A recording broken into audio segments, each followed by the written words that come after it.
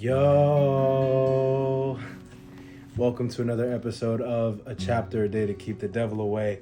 I am Tinaya Shea, and this is the place where we read a chapter of the Bible every day until we finish the entire thing together. Today we're going to be reading Exodus chapter 6. If you haven't read Exodus chapter 5, go do that. And if you're joining us for the first time, welcome home. Join us as we journey through the scriptures together. Let's get into it. Promises of deliverance. Then the Lord told Moses, "Now you will see what I will do to Pharaoh.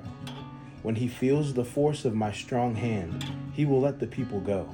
In fact, he will force them to leave his land." And God said to Moses, "I am Yahweh, the Lord. I appeared to Abraham, to Isaac, and to Jacob as El Shaddai, God Almighty. But I did not reveal my name, Yahweh, to them. And I reaffirmed my covenant with them. Under its terms, I promised to give them the land of Canaan, where they were living as foreigners. You can be sure that I have heard the groans of the people of Israel, who are now slaves to the Egyptians, and I am well aware of my covenant with them. Therefore, say to the people of Israel, I am the Lord. I will free you from your oppression and will rescue you from your slavery in Egypt. I will redeem you with a powerful arm and great acts of judgment. I will claim you as my own people, and I will be your God.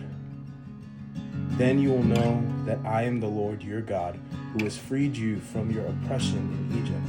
I will bring you into the land I swore to give to Abraham, Isaac, and Jacob. I will give it to you as your very own possession. I am the Lord." So Moses told the people of Israel what the Lord had said, but they refused to listen anymore. They had become too discouraged by the brutality of their slavery.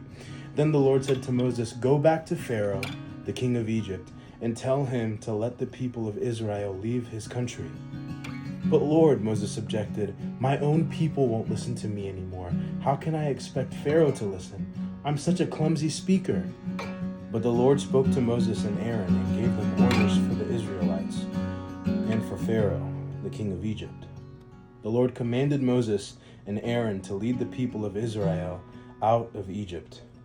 The ancestors of Moses and Aaron. These are the ancestors of some of the clans of Israel. The sons of Reuben, Israel's oldest son, were Hanok, Palu, Hezron, and Carmi.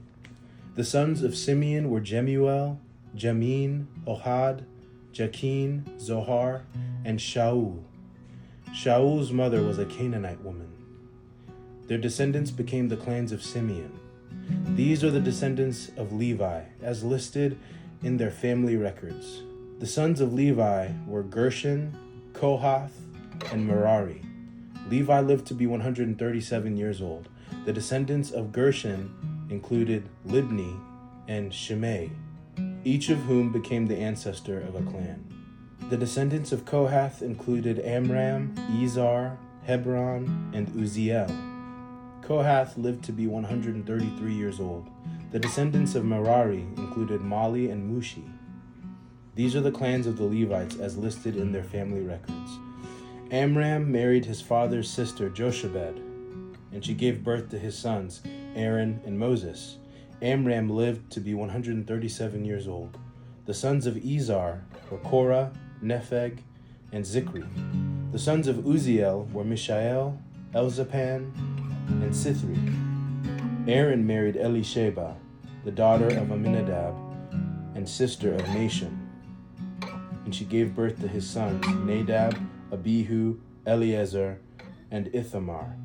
The sons of Korah were Asir, Elkanah, and Abiasaph. Their descendants became the clans of Korah. Eleazar, son of Aaron, married one of the daughters of Putiel, and she gave birth to his son Phinehas. These are the ancestors of the Levite families, listed according to their clans. The Aaron and Moses named in this list are the same ones to whom the Lord said, "Lead the people of Israel out of the land of Egypt like an army." It was Moses and Aaron who spoke to Pharaoh, the king of Egypt, about leading the people of Israel out of Egypt. When the Lord spoke to Moses in the land of Egypt, he said to him, I am the Lord. Tell Pharaoh, the king of Egypt, everything I am telling you. But Moses argued with the Lord, saying, I can't do it. I'm such a clumsy speaker. Why should Pharaoh listen to me?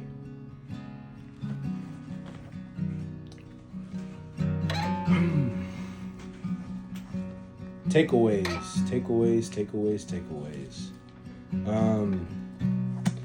I guess, honestly, I guess it's a reminder. Just because God called you to something doesn't mean that you're going to be brave through it. It doesn't mean that you're going to feel prepared for it.